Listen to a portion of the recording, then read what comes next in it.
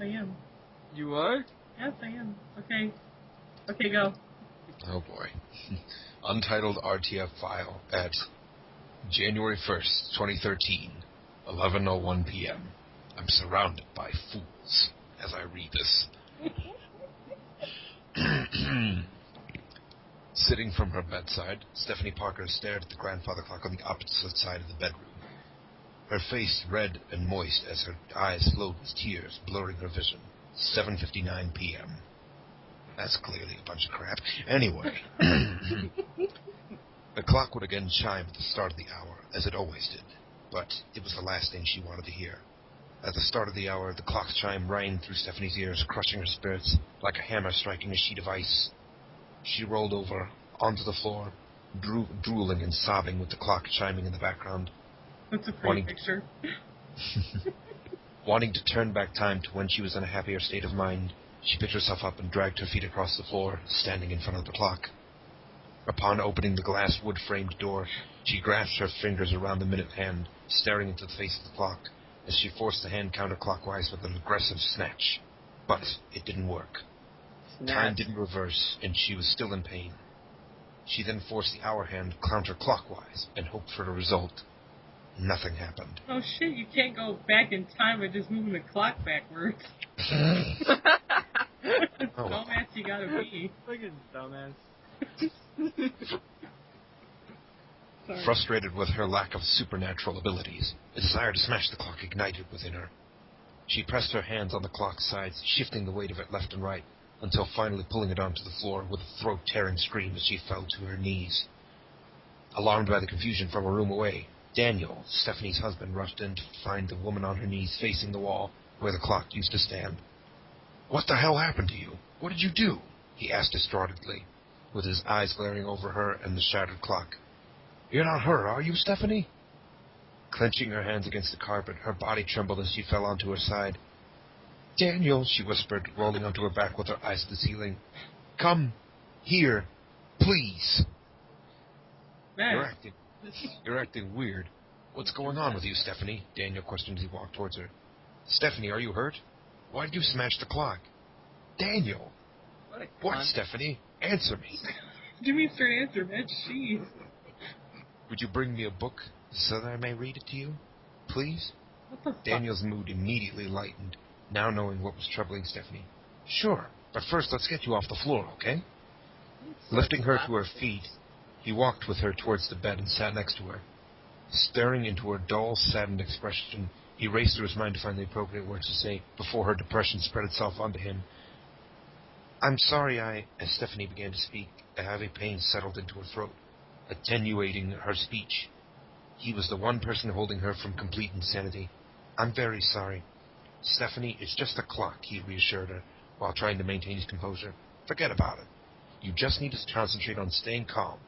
Let's keep you out of the hospital, all right?" "Well, you seemed more concerned about the clock, so don't tell me to calm down." "It wasn't so much about the clock," Daniel sighed. "It was more so about self-control and why you broke it. You seemed happy today. What happened?" "I don't know. It's just that when I can't keep myself busy, I really start to miss her," she stressed, falling into his shoulder as tears began flowing down her face. "I don't know what got into me." "Don't worry." How old are any of these characters? I don't know, but I don't like how he skipped what was going on, and it was like, she's like on the floor sobbing and drooling, and she's like, "Bring me a book." Is this like a fucking full-grown woman or a kid? She'd probably tell us that. Nope. You know? Go ahead. Don't worry. We're all each other has now. No one's taking us apart. Promise. We're all each other has? In case you're wondering, we have the RTF file. For those of you watching or listening to this, God bless you all. We do have the RTF file, and the line reads, "Don't worry, we are all each other has now." That is what it says. Let's laugh at whoever wrote this. Let me resume. "Promise," he assured, wrapping his arm over her shoulders and lacing his fingers through hers. "Now, how about I find you something interesting to read, huh?" "No, don't worry about it," she anxiously replied, tightening her grip on his fingers as she glared into his eyes with a smile on her face. "I mean, I think you're a bit too old for bedtime stories, wouldn't you agree?" Well, yeah, I suppose you're right. I wasn't much in the mood for sleep at this hour anyway. Well, maybe you just need a little something to help tire yourself out then. So I guess that means I better clean the clock from the floor, right? Daniel joked with a smirk. She crawled behind Daniel and pulled him to the center of the bed, climbing onto him as she was rubbing tears from her face. You know that's not what I want. Later that night, however, as the hours passed, an intruder silently crept through their home. While spending a considerable amount of time searching through Daniel's files, visions of him and Stephanie, antagonized, smeared through the walls of her mind. With an eager smile over her face, she forged a plan of revenge. Unable to resist her urges, she stopped and stared at their closed bedroom door for a moment before opening it, pondering all the possible outcomes. After quietly turning the door open, she slipped into the room and flicked the lights on. "What the hell is going on?" Daniel exclaimed as the two woke into confusion. Still in a daze, he attempted to remove himself from the bed until the intruder reached for her gun and aimed it at Stephanie. "No, stop. You move and I'll kill her. You understand me?" the intruder woman said, lacking any type of emotion. "You know why I'm here, don't you, Daniel?" The voice was familiar. However, underneath the white face paint, black lipstick, and black eyeshadow, he had trouble believing until he looked into her eyes. It's my immortal. An unforgettable pattern of heterochromia. Left eye green, right eye blue and brown. In his mind, there was only one person she could be. "Kyle? Listen to me, okay? Don't do anything foolish. Let's talk about this. I think it's a little too late for words, though there's lots to talk about, if you don't mind looking like the villain in front of your wife. However, I'm not in much of the mood for wasteful chatter, so never mind that." She skipped towards the bed, with her gun still aimed at a petrified Stephanie, who stared down the barrel of the gun. "But don't you worry. Behave yourself and everything will be just fine. You understand?"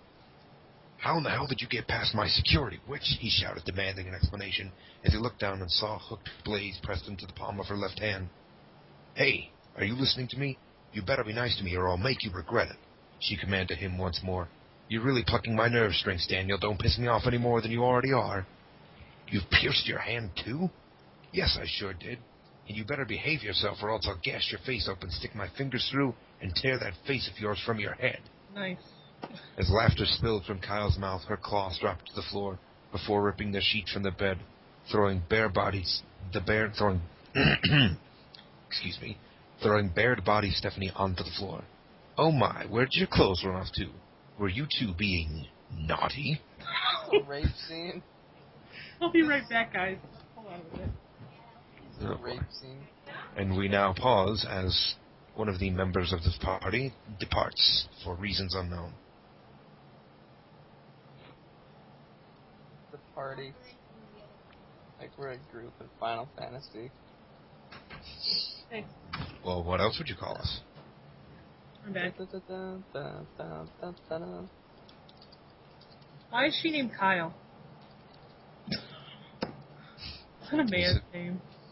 The world may never know. As Daniel reached out for Kyle's gun, she smacked his hand away and pressed the gun into his shoulder, pulling the trigger.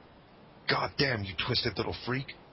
"Oh my gosh, Daniel, what the hell? Something red is leaking from your arm. Don't worry, though, I can fix it," she exclaimed, with widened eyes, making a game of the situation as she smashed him over the head with her gun.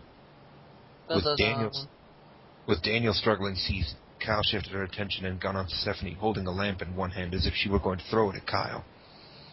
"Oh, wow. Would you look at that figure, Stephanie?" Kyle taunted with a slow lick of the lips. "You better be careful. I might turn lesbian and rape you." I'm gonna let that one. I'm gonna wrap my head around that one for a second. Give me about 5. Give me a half a minute. How does that even... Of all the things to say when you, like, walk into a fucking house, "I might turn lesbian and rape you." What the fuck? Is this, like, teenager shit? Is she, like... But isn't he a guy and she a girl? I mean... No, dude! That Kyle's, like, a girl. Oh, shit. I forgot, because the stupid... The story didn't tell you. It was kind of, like... I don't know, hard to pay attention to most of it. Why are you recording this? Resume? Because it's lulz. Oh. Ready to resume? Yeah, you can resume. Oh. Sorry. Oh boy. I hope you're into necrophilia then. Come try it. Are you uncomfortable yet? It was only a joke, dear. But if you're so eager to die, just throw that damn lamp at me. I'll take my time bursting and snapping your arms and legs backwards. Kyle chuckled as Stephanie positioned her feet and pulled her arm back. Hey now, I'm warning you. Don't be stupid, okay? Maybe instead I'll simply pull this trigger and decorate... Excuse me. Maybe instead I'll simply pull this trigger and decorate the wall behind you with brains, eyes, bits of teeth, and whatever else decides to stick. As the giggles continued, she put her hand over her mouth. Maybe it'll fun fuddling it all down your throat. Oh. Knowing of nothing else to do, Stephanie released the lamp to shatter onto the floor. Meanwhile, Kyle reached into a small pouch strapped to her waist and pulled from it a small container filled with a mysterious liquid. Turning around to pour it onto Daniel's head. Shifting around again, her eyes looked to a glare of an object coming from the dresser behind Stephanie as she put the container away into her pouch. Oh? What's that? She curiously asked, as her blades reeled back to their resting place on her palm. It's supposed to be like, ooh. Here. Hi. Nice. Stephanie turned to her side, shifting her focus onto the dresser in the direction of Kyle's stare. What? She screamed as her eyes watered. No! You can't have that! Walking towards the dresser, Kyle shoved Stephanie to the floor. Move, Kyle commanded, eyes still fixated on the necklace. No, Stephanie screamed again. Please don't take my necklace. My mother gave it to me. Do you really think I give a damn? She replied, fastening the necklace around her neck. You won't need it after I'm done with you, I promise. But I didn't do anything to you. I have to take you downstairs, Stephanie. I want you to see something, she said, lifting Stephanie onto her feet with a grin showing false compassion. Compassion. Compassion. Spell check, Bo.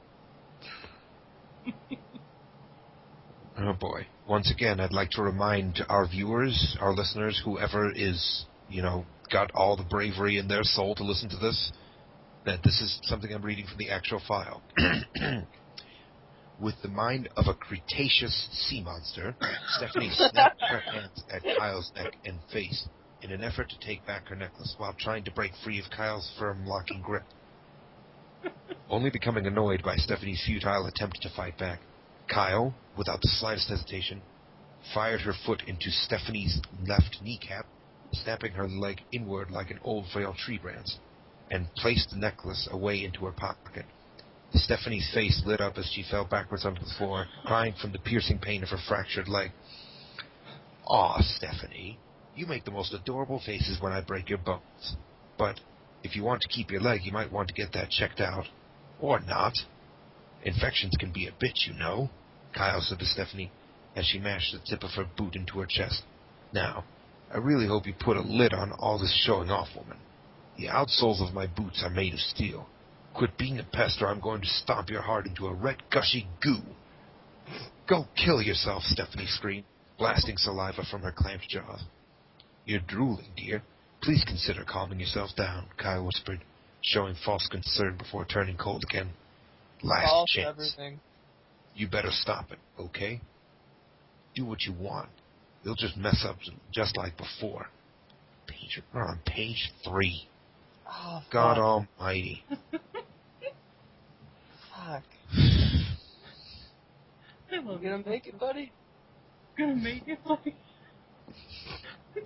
I don't know. Where were we? I won't lie, that part was funny. She had a mind of a Cretaceous sea monster. Like, what? What? Like, what does a Cretaceous sea monster even have on their mind? Nothing. I think past this point I'm going to start considering charging you for me reading this. Well, I will give you a penny. I will give you pennies. I have lots I'll of give you Minecraft bucks. Can you give me 1,000 pennies? No, Well, then I'm not reading anymore. that's okay. You don't have to. That was enough for one day. Hold on, Until next time, dear viewer, remember to keep your heads in the clouds. so gay. And I do mean both heads. Oh, you gotta have a boner and look at the stuff at the same time. It's kind of like hard to do.